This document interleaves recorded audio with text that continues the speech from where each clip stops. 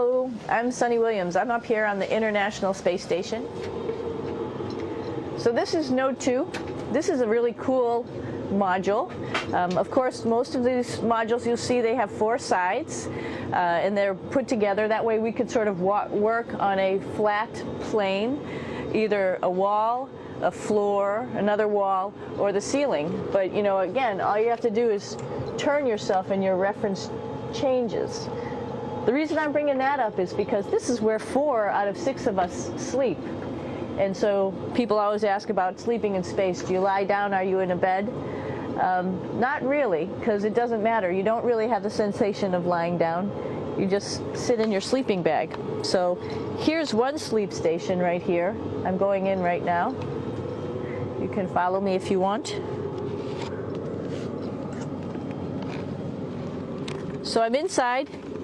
It's sort of like a little phone booth, but it's pretty comfy. I've got a sleeping bag right here that we sleep in, so we don't have sort of like a little bit of a cover. We don't fly all over the place.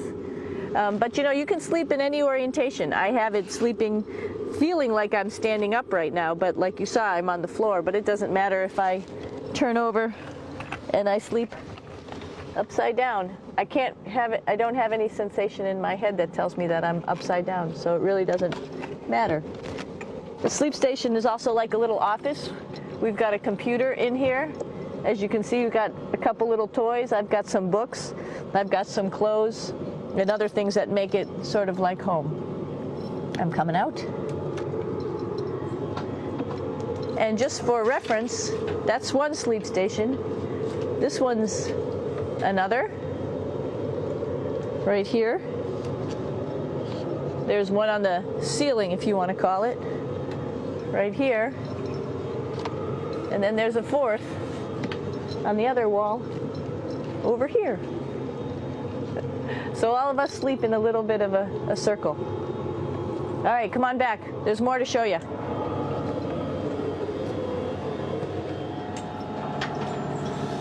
I know that there's some questions about how to use the bathroom and how do you actually live in space like normal, like at home. I mentioned real quickly about getting up in the morning and brushing your teeth and washing your face. Well, how do you do that? Well, here is the bathroom essentially. You get up in the morning and we have a little kit and it has all the essential things that you need, like your toothbrush and toothpaste and brush. See how much better the brush makes my hair look? I'm just joking. It still stands up straight. It doesn't matter where you are. It's always going to stand up straight while you're up in space. A lot of people ask about toothbrush and toothpaste. So, luckily enough, toothpaste, you can do it upside right this way, is sticky, and so it sticks to your toothbrush. No problem. Another cool thing is that water sticks to your toothbrush too. If you can see it, I'll have some water come out. The water is pretty neat up in space. It'll stick to your toothbrush and it will make a big bubble, and that's just by surface tension. And then you can drink it. So a lot of people ask about what do you do with the toothpaste after you brush your teeth.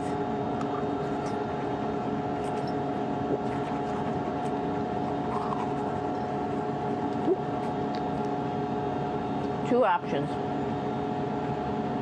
Swallow it, and it's sort of like mouthwash, but it tastes a little gross. Or you can just spit it out in a paper towel, and then you don't have to worry about it. Swallowing thing I wouldn't recommend at home. I'm only up here for 4 months, so it's not that bad. One of the most pressing questions about living in space, of course, is the bathroom. So let's take a look at that little piece of work. Come on in.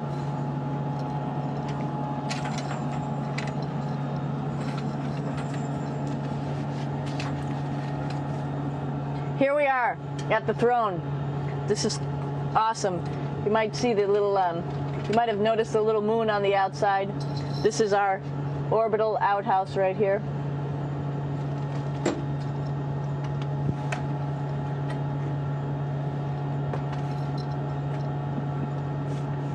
And of course, it serves for two functions. Number 2, right here. I'll show you. But you see it's pretty small, so you have to have pretty good aim, and you'll be ready to make sure things get let go the right direction. And it smells a little bit, so I'm closing it up. And that's, of course, for number 2. And this guy right here is for number 1. So they're sort of two slightly separate functions, but you can do a little, essentially both, by hanging on right here and doing number 1 and number 2. I might add it's color coded, so you really don't get it mixed up, which is nice. This is yellows for number 1. And also there's a selection of paper. People always ask about toilet paper. What do you do with toilet paper? What kind of toilet paper do you have? We have gloves, just because sometimes it does get messy. We have some Russian wipes, which are a little bit coarse if you like the coarse type of toilet paper. We have some nice tissues, which are nice and soft if you like soft toilet paper. We have Huggies, just for any cleanup. You know, we were all babies once, and this sort of helps. And then if things get really out of control, we have disinfectant wipes, just to make sure we clean up here. Because, you know, just like the water I showed you, the number 1 stuff can sort of go all over the place if you don't aim correctly. And did I mention both of these have a little bit of suction, so they should keep things going in the right direction. But like I said, sometimes things get a little out of control if you are out of control yourself flying around. So we have lots of protective stuff. And of course, you do have your privacy. There's a little door.